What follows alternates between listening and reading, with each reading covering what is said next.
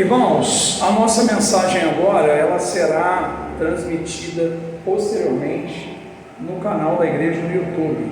A gente não está transmitindo o culto mais agora, né, ao vivo.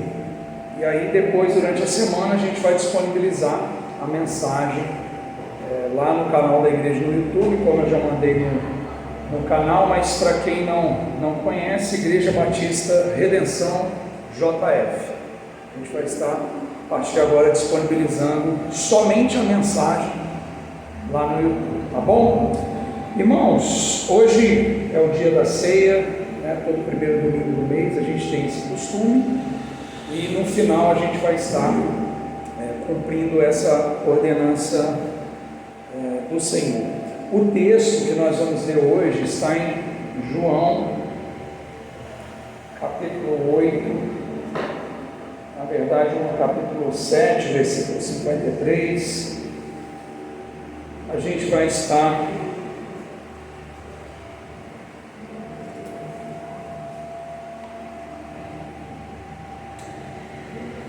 antes de lermos, irmãos,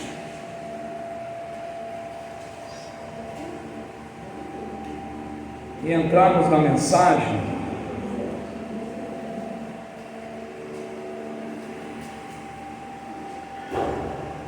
os irmãos sabem que, assim, um dos tipos de textos, né, que eu gosto de ler e também de escrever são crônicas. E a crônica, ela tem uma característica bem singular, porque muitas vezes, e aliás, eu gosto muito de uma crônica assim, que tem um pouco de sarcasmo, e isso acaba trazendo um pouco até de identificação com a cultura, quem está lendo. Acho que eu fui influenciado pela crônica esportiva, que sempre tem aquela resenha ali com comentários e bem, às vezes até com palavras terríveis. E ao pensar nesse texto, eu escrevi uma crônica. E qual o objetivo dessa crônica? É que a gente compreenda o que aconteceu na vida dessa mulher. Que a gente faça uma ponte, que obviamente que a gente, se compreendermos, será pela palavra de Deus e pela iluminação do Espírito Santo. Mas o próprio Jesus fazia isso, essa ideia das parábolas, como as crianças vão aprender hoje, ou seja, usamos representações, metáforas, para que as pessoas compreendam aquilo que está sendo dito. Então, essa crônica eu escrevi ontem, numa linda tarde de verão, e aqui, gente, ou melhor, são personagens fictícios, isso aqui não aconteceu, ou seja, eu criei essa crônica, então assim, qualquer semelhança é mera coincidência, poderia ser eu, mas não é, e se fosse, eu não estaria aqui, neste culto. Então, e ao final da mensagem, e já no sentido aqui você já vai começar a entender, principalmente se conhece o texto sobre a mulher adulta.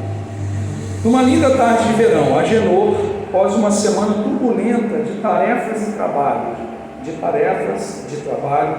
conjugais, paternas, sai de casa pensando nas novas contratações do Botafogo e sobre seu grotesco final, a morte. Nada que qualquer mortal não pense diariamente por 25 horas. 3 quadras de sua casa, Agenor depara-se com um prédio desses antigos, com área social no térreo, com aqueles bancos frios de cimento liso colorado no antigo xadrez cor burro fugido. Alguém sabe o que é a cor do burro fugido? É aquele verde meio com cor de ardósia, aquela cor meio marrom, cor meio burro fugido. Pensa naquele burrinho lá. Mas algo chama a sua atenção nesse prédio.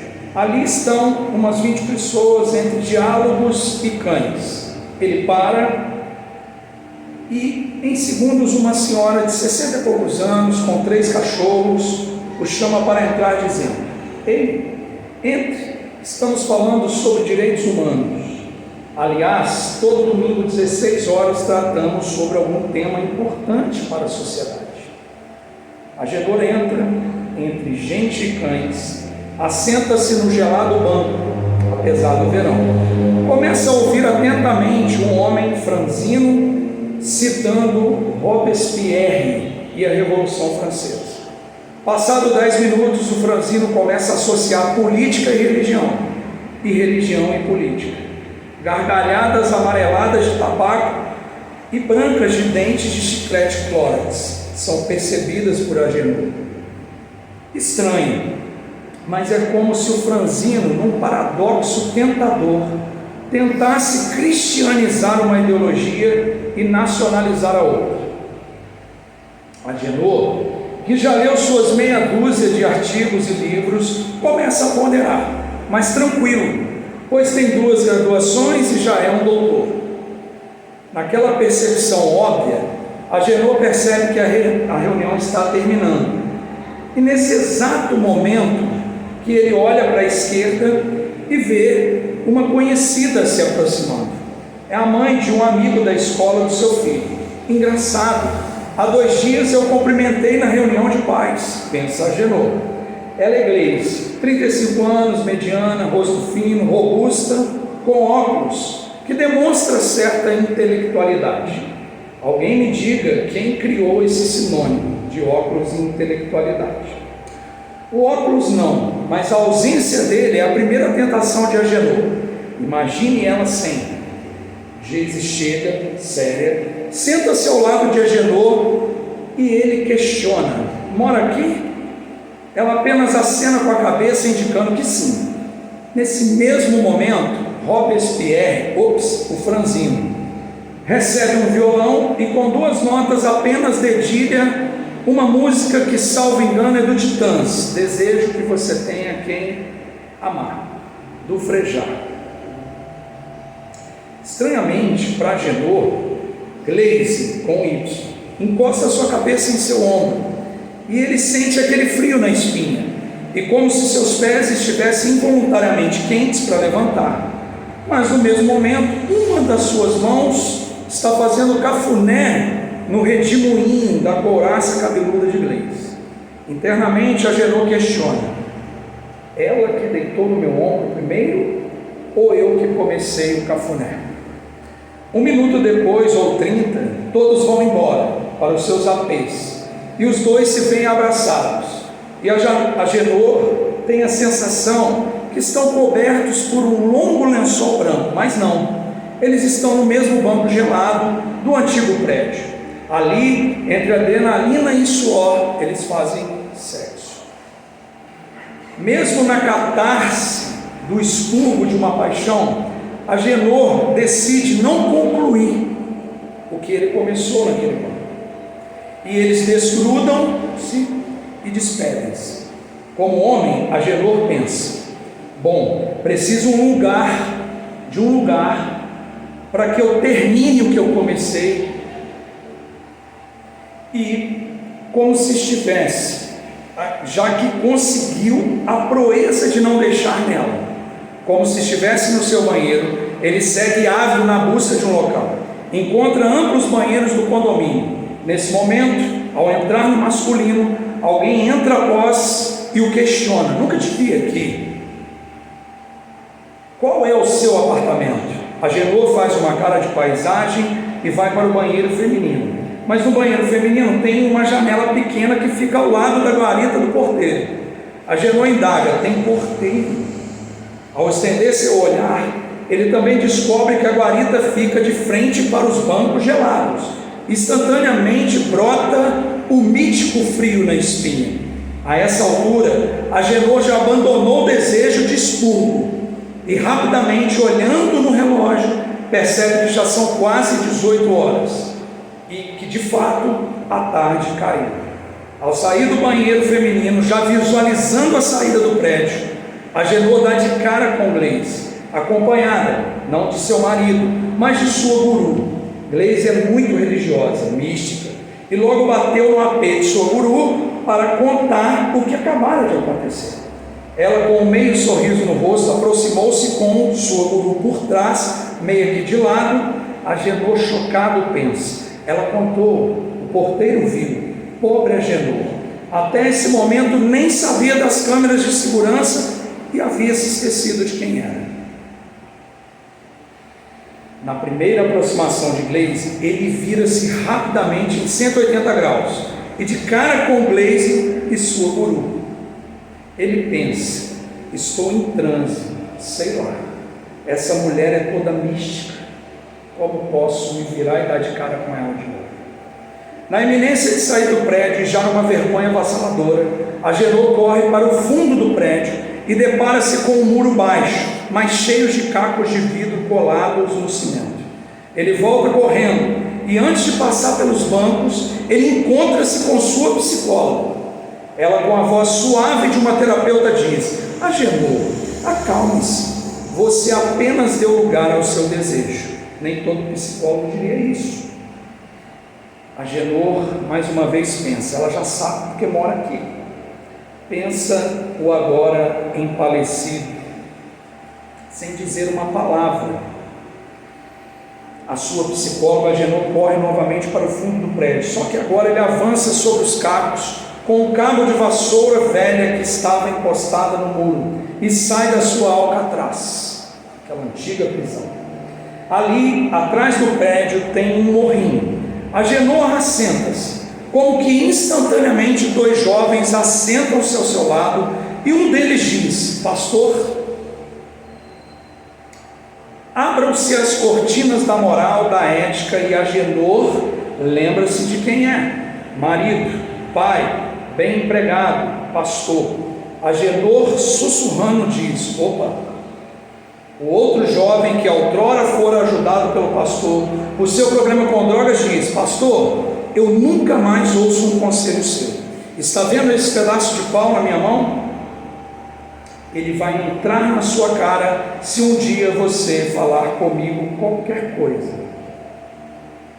Agenor levanta-se com o auxílio do seu mofado cajado, cabo de vassoura, e dos fundos segue rumo ao seu apê a 3 quadras dali. Impressionantemente, o seu cajado o ajudará novamente, pois na primeira quadra, rumo ao seu apê, a uns 50 metros, Agenor avista 2 cachorros grandes. São 2 pastores alemão, soltos, em pleno domingo, sem focinheira, diga-se de passagem. Os cachorros partem para cima de Agenor e ele pensa: é o castigo veio a cachorro. Na verdade, o pior castigo veio para o dono dos cachorros, que permite que os mesmos fiquem sem focinheira. Aliás, cachorros de grande porte ou bravos, sem focinheira, revelam o tamanho da doença ególatra do dono. Enquanto o dono grita mansamente, assustado por seus cachorros não responderem ao seu chamado, e ignora do instinto animal.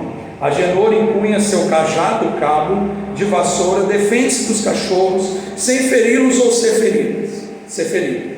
Pós avanços ferinos e latidos estridentes, em segundos os cachorros dão meia volta. O dono não se desculpa com Agenor, na verdade ele nem olhou para ele, mas apenas conversou em tom amoroso com seus cães: não pode com ir. Agenor agora lembra-se de sua esposa e da dor que causará nela. Contudo, o seu maior desejo nesse momento é que ele seja quem dará a notícia da traição. No portão de sua casa, Agenor pensa: amanhã, segunda-feira, estarei separado, desempregado, limitado a ver meus filhos, e eu mesmo pedirei a minha exoneração. Trazida essa crônica moralista, vamos ler um texto bíblico em João capítulo 8. Versículo 1, versículo 53 do capítulo 7. E cada um foi para a sua casa. Verso 1 do capítulo 8 de João. Porém, Jesus foi para o Monte das Oliveiras. E pela manhã cedo, quando o templo e todo o povo vinha ter com ele, e assentando-se os ensinava. E os escribas e fariseus trouxeram-lhe uma mulher apanhada em adultério, e pondo-a no meio disseram: Mestre, esta mulher foi apanhada no próprio ato adulterante, e na lei nos mandou Moisés que as tais sejam apedrejadas. Tu, pois, que dizes? Isso diziam eles, tentando, para que tivessem de que o acusar. Mas Jesus, inclinando-se, escrevia com o dedo na terra, e como insistissem, perguntando-lhe, endireitou-se e disse: aquele dentre vós está sem pecado, seja o primeiro que atire a pedra contra ela. E tornando a inclinar-se, escrevia na terra. Quando ouviram isto, saíram um, a começar pelos mais velhos, até os últimos. Ficou só Jesus e a mulher que estava no meio. Endireitando-se Jesus, e não vendo ninguém mais do que a mulher, disse: mulher, onde estão aqueles teus acusadores? Ninguém te condenou? E ela disse: ninguém, Senhor. E disse-lhe Jesus: nem eu também te condeno. Vai-te e não peques mais. Vamos orar, irmãos.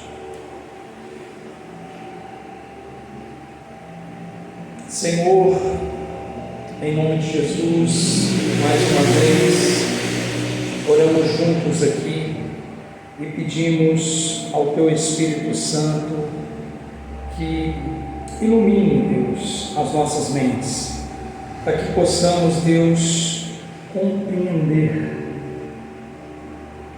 a Tua palavra, a vontade do Senhor, que é boa, perfeita e agradável. Em nome de Jesus, Deus, eu oro. Amém. Irmãos, o tribunal dos homens é mais rigoroso do que o tribunal de Deus. Isso é tão real que a Bíblia diz, em 1 Crônicas, capítulo 21, sobre o momento em que o rei Davi, ele levantou o censo do seu exército. Quantos soldados eu tenho? Isso, na verdade, estava demonstrando o orgulho de Davi. E naquele momento, a palavra de Deus diz que Deus, ele ficou irado com Davi.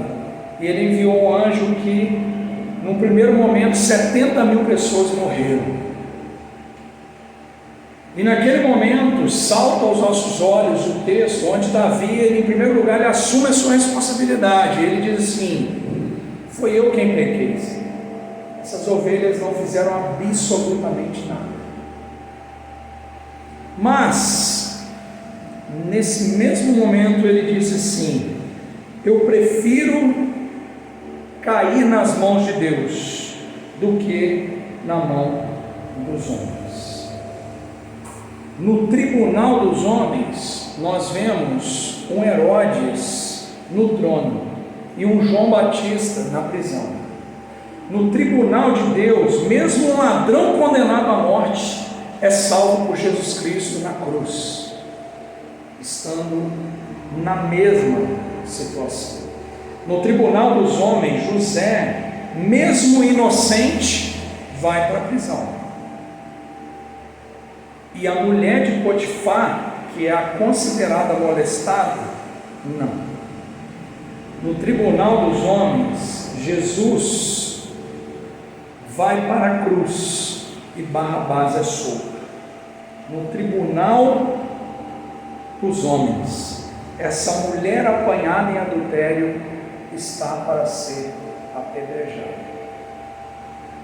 Mas no tribunal de Deus, ela é justificada, ela é perdoada. Isso não combina com a nossa proposta cultural. Por que dessa longa crônica que eu acabei de ler aqui para vocês?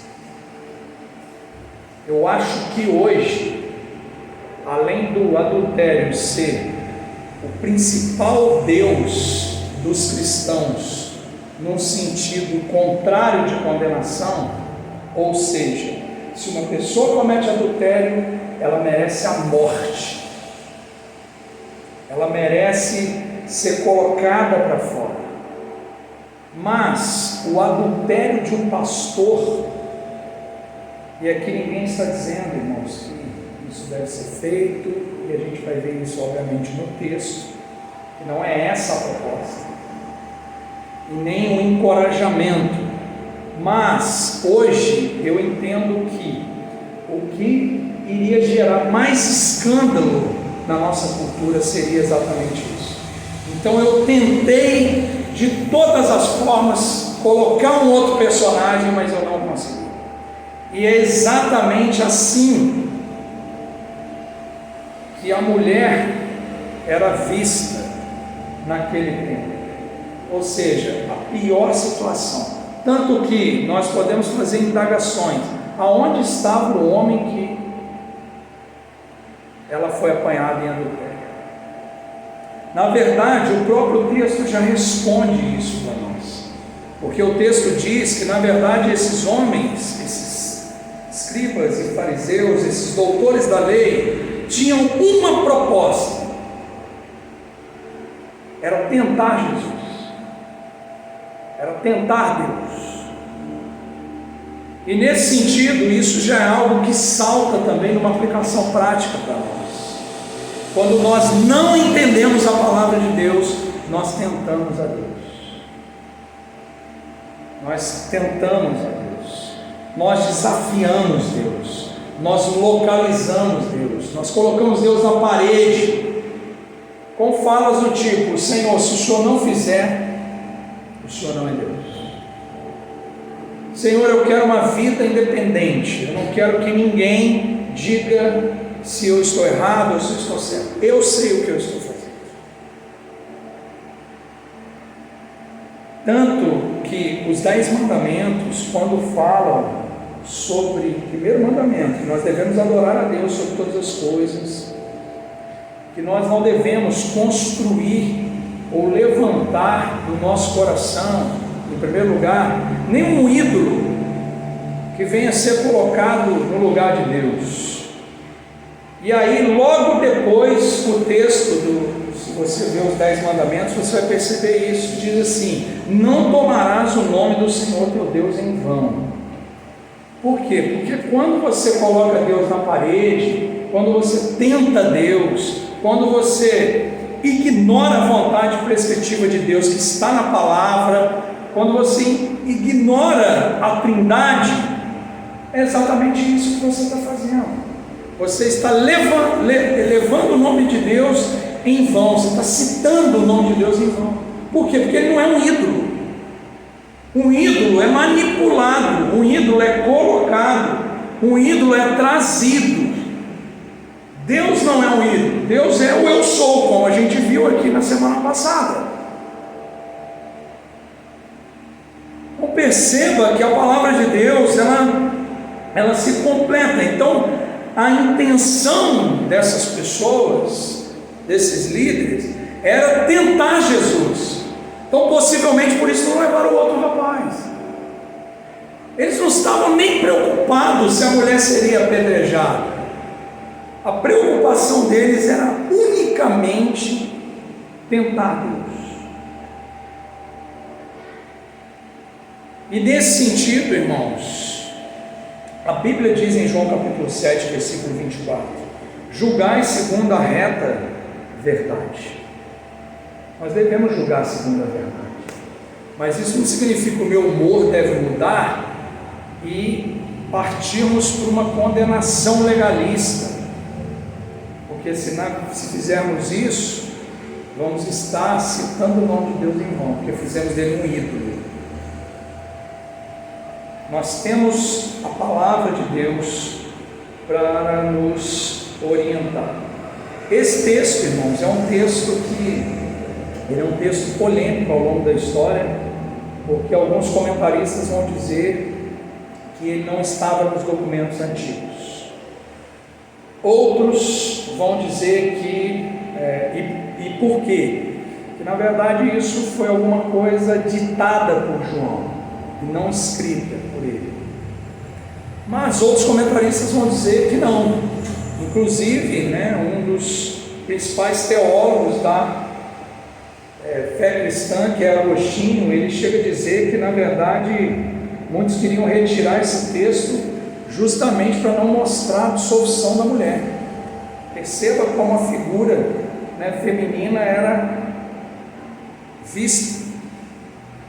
Mas quando se olha, e aqui teriam várias coisas, e eu não vou ficar preso a isso, mas você olha um lado dizendo o outro, mas quando você vai para o texto, você percebe que o texto em nenhum momento ele nega todo o ensinamento bíblico, ele não nega a divindade de Jesus, mas na verdade ele mostra exatamente tudo aquilo que a palavra de Deus ensina. E isso é muito importante, porque nós podemos tirar muitas lições preciosas desse texto. E na verdade eu sugiro até trago um tema aqui, que seria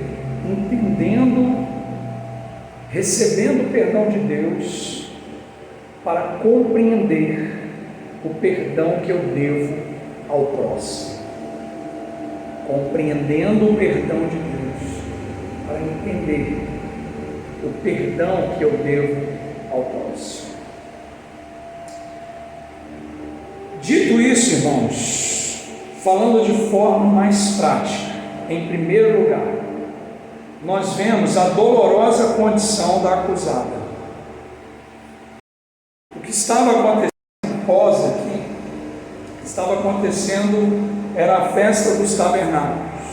O povo vinha de todas as cidades, vilas, campos, e ficava uma semana habitando em cabanas improvisadas, e essa festa ela tinha o objetivo de trazer a memória do povo judeu, tudo que Deus tinha feito por eles na libertação do Egito. Tanto que no capítulo 7, isso fica muito visível, onde você vê Jesus ele dizendo assim: olha, aquele que tem sede, venha e beba da água da vida. Por quê? Porque num dado momento dessa festa, as pessoas vinham com os cântaros e jogavam água para o alto, e aquilo se espalhava no chão, para mostrar, para que eles se lembrassem de tudo que Deus tinha feito. Olha, nós não tínhamos água em abundância no Egito, mas agora Deus nos libertou e nós temos. Então perceba que texto maravilhoso é o texto de João capítulo 7, onde nesse momento da festa, Jesus ele se apresenta e diz: aquele que tem sede, venha e beba da água da vida. Olha como que ele linka isso e se apresenta. E na verdade a condição dessa mulher, ou seja, muitas pessoas, muitos viajantes, e ela com certeza ali na sua fraqueza ela acabou caindo em adultério. E nesse sentido, irmãos, a gente vê aí até o carnaval se aproximando, e quantas pessoas, não somente no carnaval, mas em momentos festivos, em momentos alegres, elas se rendem à tentação. Eu me lembro daquilo que o Tomás de Aquino disse, que a prudência é a capacidade de julgar a realidade, com base nela tomar uma decisão. E ele vai mais adiante, ele diz assim: se você estiver nervoso, não tome uma decisão, e se você estiver muito feliz, não tome uma decisão. Tomar uma decisão feliz ou irado é imprudência. É por isso que a gente tem que tomar cuidado com a festa, principalmente na hora que sai o gol, do título. Então, nesse sentido, a gente percebe a dolorosa condição dessa mulher. Ou seja, ela aproveita a festa para cair em pecado. Ela não vigia, ela é imprudente. Segundo, ela traiu o seu marido. Essa mulher era casada. E a palavra diz, inclusive no sentido original, que aqui está falando de adultério. Ou seja, que essa mulher, ela era casada e ela violou violou toda essa conduta de fidelidade conjugal. Terceiro, ela foi flagrada no ato do seu pecado. Se a gente volta para a crônica, perceba que aconteceu a mesma coisa, e as câmeras nem entraram. E ela não tinha desculpa, não tinha como ela negar. Você percebe que o texto não diz isso, ela não nega, ela não fala absolutamente nada. E possivelmente porque ela reconhece a sua condição. Irmãos, quando nós falamos, sempre insisto nisso, sobre a fé cristã, seu ponto absoluto, porque ela apresenta a Trindade, isso é algo muito importante para nós, porque ao olharmos para a Trindade, nós entendemos o conceito de liberdade, e quando entendemos o conceito de liberdade, nós entendemos o conceito do amor, porque o amor, ele na verdade, ele nos cerceia de todas as maneiras. E nesse sentido, hoje, no Brasil, 80% dos homens casados já cometeram adultério. As mulheres também não estão atrás, menos 10%, 70%. Pensa nesse universo. Isso que nós estamos vendo aqui, ela foi flagrada no seu ato de adultério, ela não tinha desculpa, ela descumpriu a sua fidelidade conjugal. Isso não é algo incomum. Na verdade, toda essa natureza secreta do adultério, ela maqueia onde a gente não percebe. Só viu a Genô ali, que ele estava tranquilo. No momento que a questão foi descoberta, ele se portou de outra maneira. Quarto, nós estamos analisando aqui a condição dessa mulher. Quarto, ela foi humilhada publicamente. Ela foi colocada numa roda. Isso na verdade traz até um sentido, porque o texto diz que ela ainda permaneceu no meio, porque possivelmente quando os escribas, os acusadores foram saindo pelos mais velhos, diante daquilo que Jesus disse, a multidão que estava em volta dos acusadores, ela continuou, por isso que ela permaneceu no meio. Ficou ela e Jesus, sem os acusadores, mas possivelmente a multidão estava ali, ou seja, ela foi humilhada publicamente. Não a viram como uma pessoa que tem sentimentos, que tem emoções.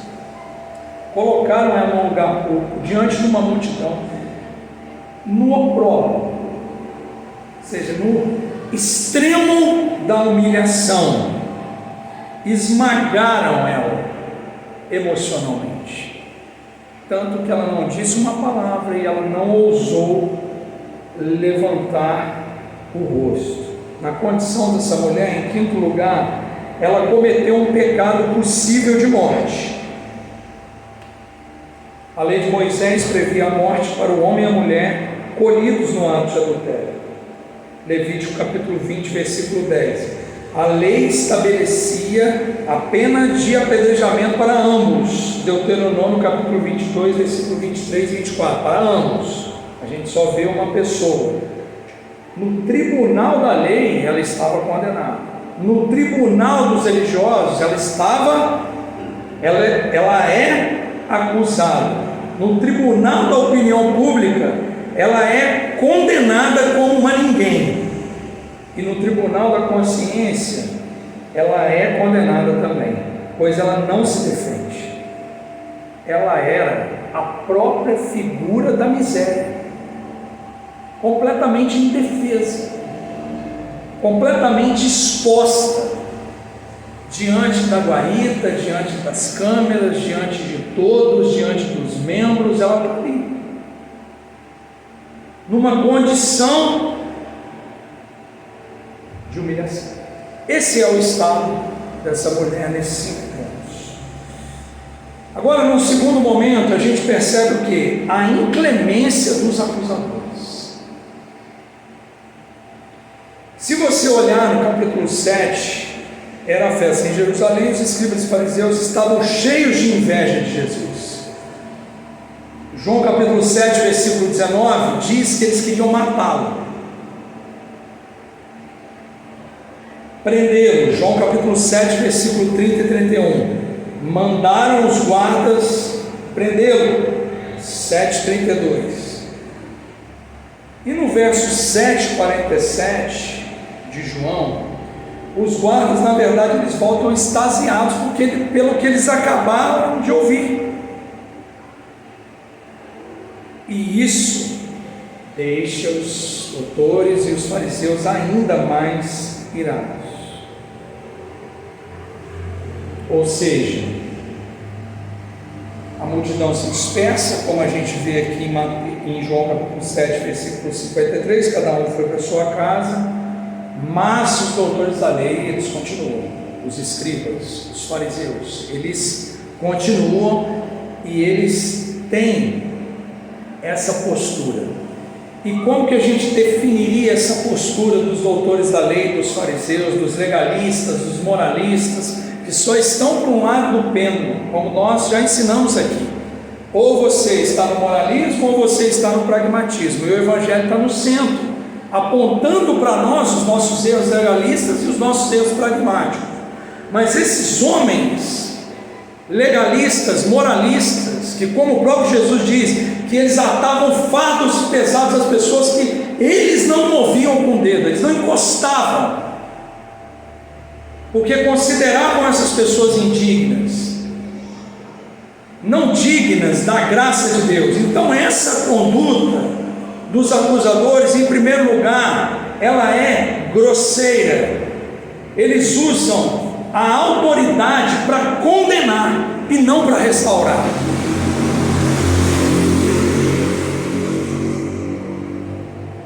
Eles, na verdade, eram como se fossem detetives e não pastores. Eles foram extremamente grosseiros. Eles não se importaram com ela e nem com a sua família.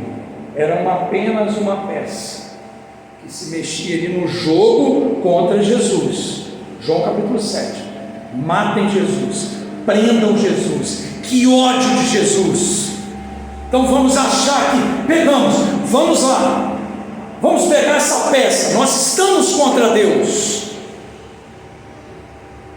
Ou você acha que aquela palavra que Paulo ouviu em Atos capítulo 9 não faz sentido?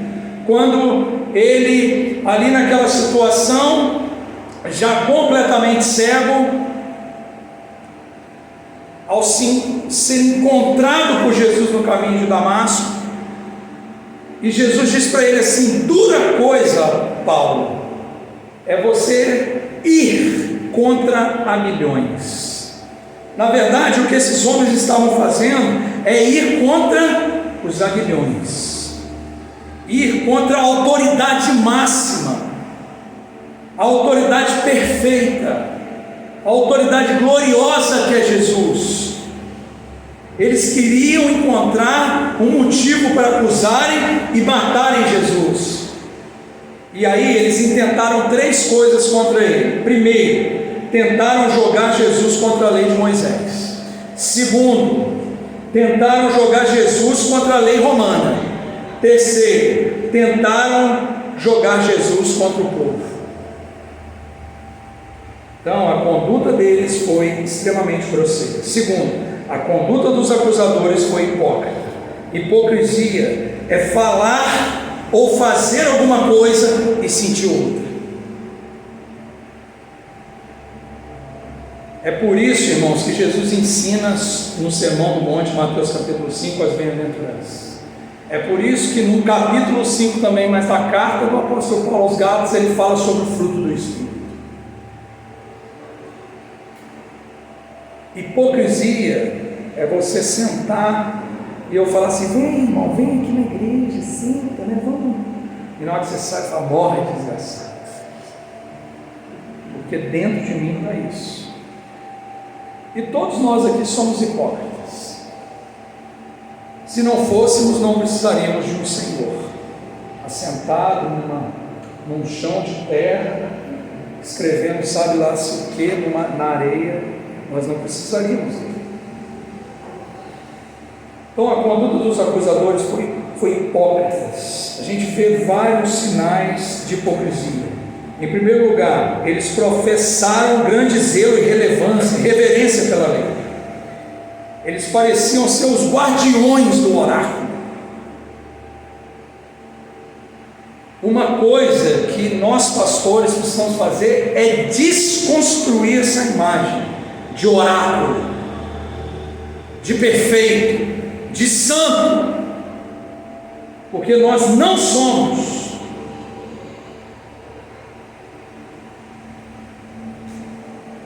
Eles velavam pelo cumprimento fiel das Escrituras, mas ao mesmo tempo eles estavam maquinando matar o autor da lei, aquele que Colossenses diz no capítulo 1 que todas as coisas existem por causa dele, tudo é mantido por causa dele. Somos defensores da lei, mas queremos matar Jesus.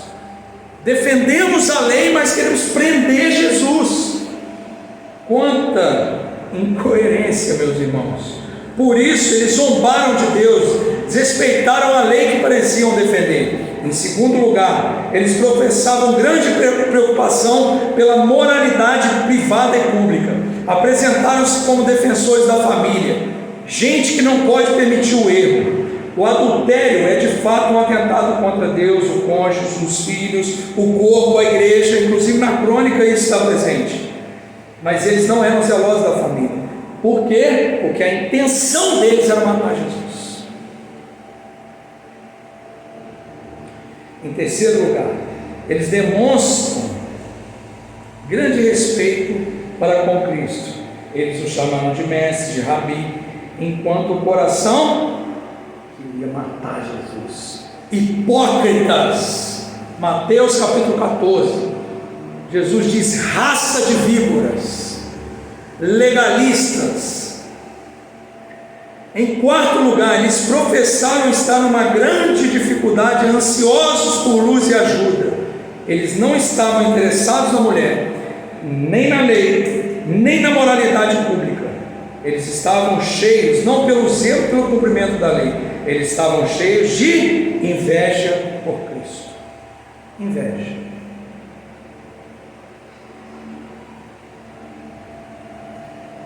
Em terceiro lugar, irmãos, a conduta dos acusadores foi maliciosa.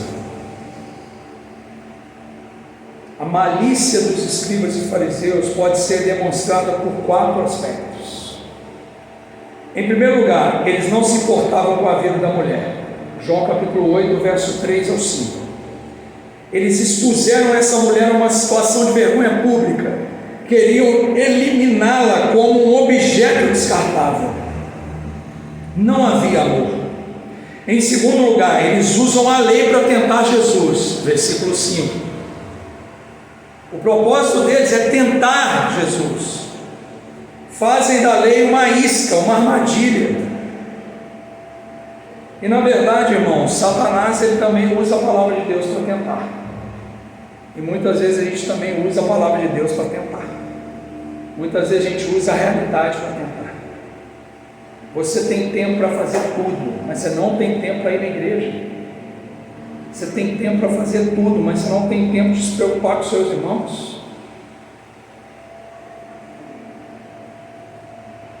Em terceiro lugar, eles bajulam Jesus para tentá-lo. Versículo 4. Eles chamam Jesus de mestre. Como é tentador isso, né? Ô meu amigo, tudo bem, minha querida? Quanto tempo eu não te vejo? Provavelmente eles falaram essa entonação: mestre. gostavam de se curvar, né, de fazer demonstrações públicas, mestre.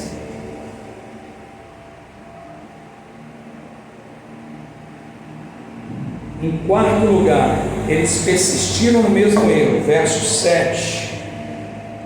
Eles insistem. Quarto, a conduta dos acusadores foi reprovável. Por quê? Em primeiro lugar, eles não amavam a lei, nem aborreciam o pecado. Em segundo lugar, eles revelaram ser parciais e preconceituosos. Em terceiro lugar, eles se tornaram mais culpados do que a acusada, porque eles tornaram-se culpados pela lei que defendiam.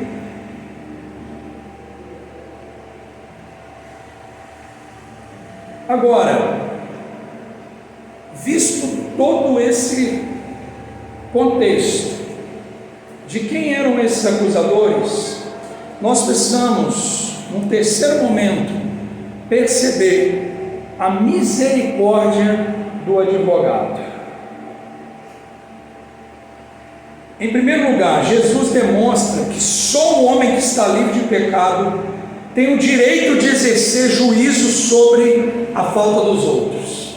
Versículo 7. E como insistissem perguntando-lhe, endireitou-se e disse-lhes: aquele que dentre vós está sem pecado, seja o primeiro que atire a pedra contra ela.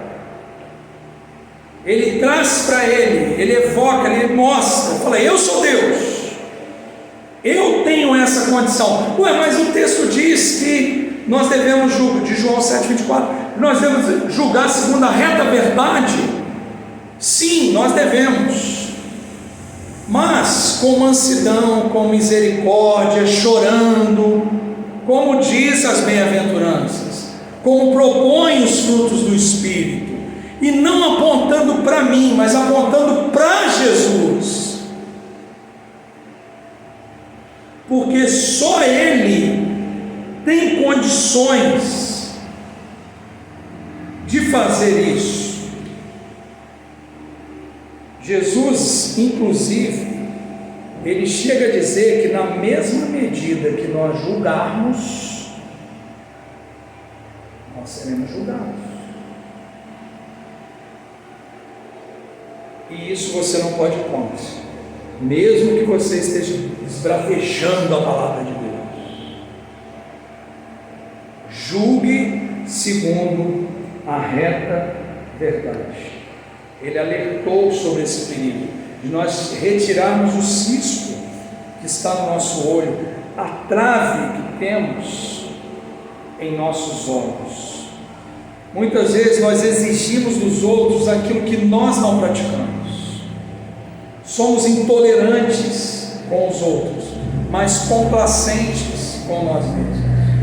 Um grande teólogo da igreja cristã, W. Tozer, ele disse o seguinte: o fariseu, ele é totalmente injusto com o seu próximo. O cristão, aquele que crê em Jesus Cristo, ele é complacente com o próximo e julga a si mesmo. Segundo, Jesus, ele rasga o véu e demonstra o pecado dos acusadores. Ninguém sabe o que Jesus escreveu no chão. Ninguém sabe, são só conjecturas, e não adianta a gente querer dizer. Pode ser uma metáfora ali, viva, de como se estivesse escrevendo uma sentença. Mas o que a gente pega nesse momento? Que ele rasga o véu e demonstra o pecado dos acusadores. Ele diz assim: aquele que está sem pecado, atire a primeira pedra.